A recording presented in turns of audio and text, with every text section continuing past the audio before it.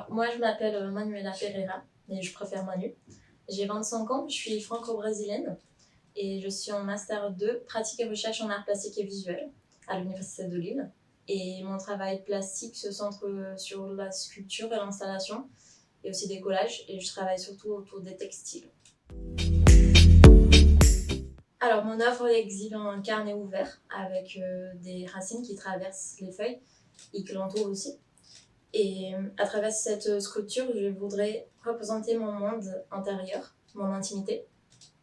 Et parce que, en fait, un des moyens que je trouve de me connaître, c'est à travers l'écriture, comme si elle pouvait éclairer les ombres de mon intimité.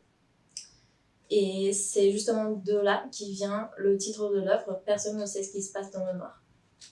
Et ces racines, elles peuvent représenter les choses qui sont cachées, parce qu'elles sont d'habitude sous la terre.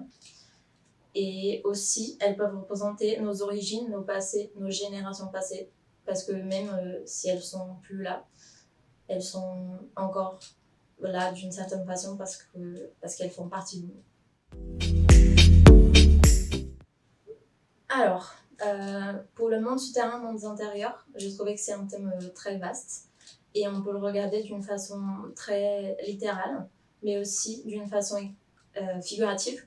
Et moi, j'ai voulu exploiter cette dimension figurative en le relationnant à l'intime. Alors, c'est justement l'intime, l'intimité, et j'ai voulu représenter le monde intérieur de chacun. Moi, j'ai toujours eu envie de fabriquer mon propre papier recyclé. Et je me suis dit que pour cette sculpture que je fais incarner, je pouvais fabriquer moi-même les pages, les feuilles de ce carnet pour apporter aussi une dimension encore plus sensible à l'œuvre. Et après des échanges avec des professeurs, on m'a suggéré d'essayer de faire aussi les racines avec la même matière. Et je me suis lancée le défi et c'est ça le résultat.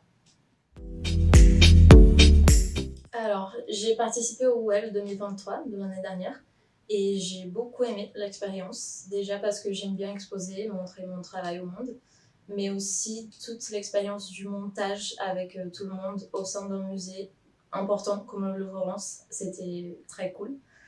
Et je pense aussi que cette initiative du musée de donner carte blanche aux étudiants de la région pour exposer dans une institution aussi importante est très encourageante parce que ça donne de l'espoir à nous, les artistes émergents, qu'un jour on pourra enfin vivre de notre art.